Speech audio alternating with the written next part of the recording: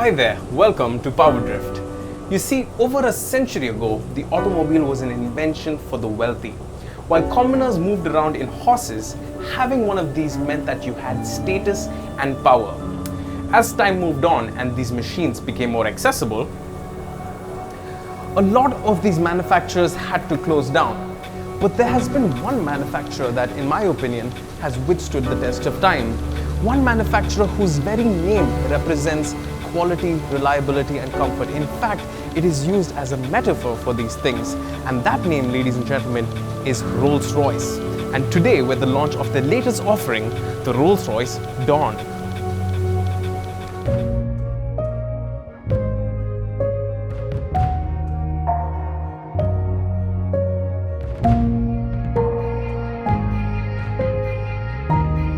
So the question is, what is the Dawn? Well, technically the Dawn is this car, the Rolls Royce Wraith. But Rolls Royce are adamant to say that the Dawn is not this car. In fact, it is something completely different. What is it? That is what we're here to find out today.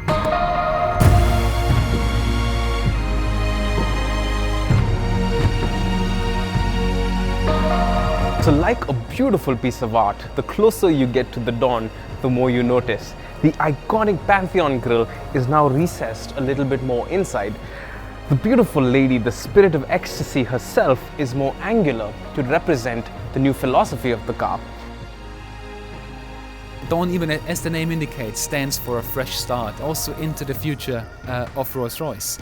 And with that car, as the most social car for us, we really wanted to give it a name by its own right that embodies that fresh start also for the brand.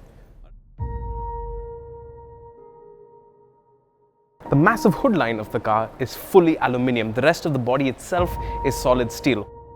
There are a lot of subtle, beautiful details on the car that only once you get close to it you notice, like these beautiful creases on the side and on the hood. It's almost like a beautifully tailored suit, very subtle but very detailed.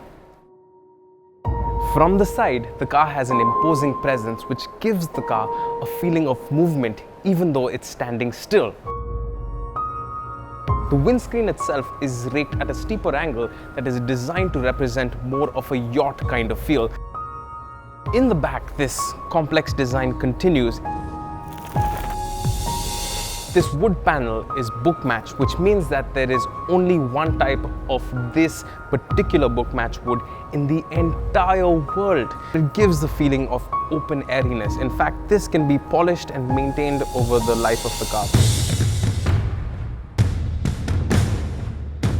Rolls-Royce claim that the boot is enough for not just one but two sets of golf clubs, so there's ample amount of luggage space if you have for your weekend getaways.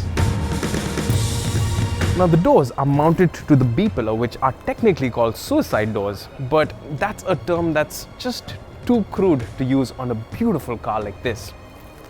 What's it like on the inside? Let's find out.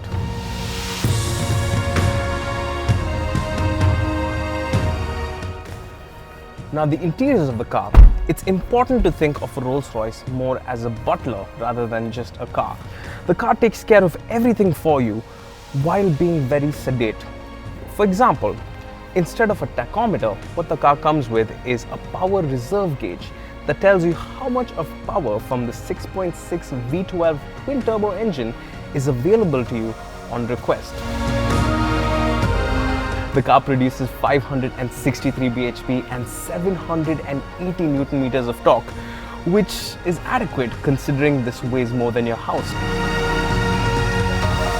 On the inside, the floors are lined with plush lamb's wool carpets, and all of this is in beautiful leather. They specially source the cows from a particular area in Scotland, which ensures that there is no blemishes on the skin. Now the gearbox is an 8-speed ZF unit that is GPS assisted. So what that does is the gearbox connects to satellites in space that monitor the road conditions in front of you, and the car decides when is the optimum time to shift gear. In a day where luxury cars are completely filled and slathered with a slew of buttons, the Rolls-Royce is actually pretty plain. Like a butler, it just takes care of you. On request, when you want the screen to pop up, it's housed behind this beautiful wood veneer. I could go on for hours and hours about this interior. For example, this little stock right here is an organ style wind stopper. Somebody at Goodwood has been polishing this little piece for hours together. So what you can do is just stop air coming out of the air conditioner. The real party trick, however, is in the back. Flipping over this chrome seat, this Rolls Royce is truly a 4-seater convertible.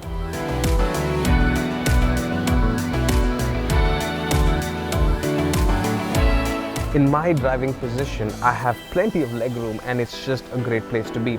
There are air vents at the back, there's neat little cubby holes. These cup holders are asymmetrical, which I think is a very interesting touch. Now this part of the cabin, Rolls-Royce called the waterfall, which is again wood match veneer to give it a flowing feel that just adds more to the luxury cruising experience. But I can imagine just cruising down Monaco on a beautiful summer's day. It's the life, isn't it?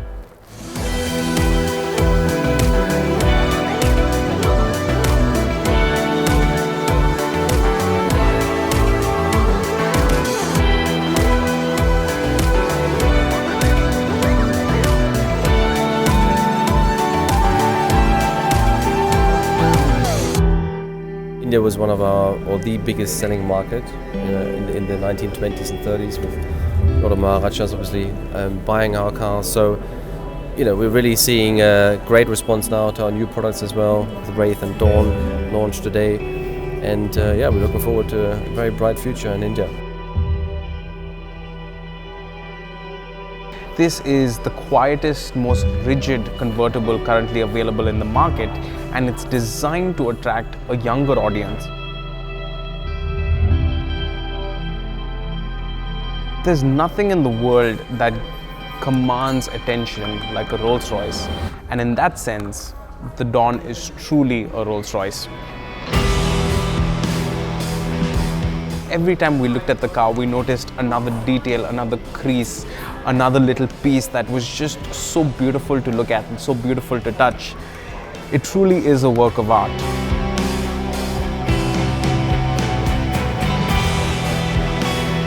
Do let us know your thoughts in the comment section below. And until next time, thank you so much for watching. Bye-bye.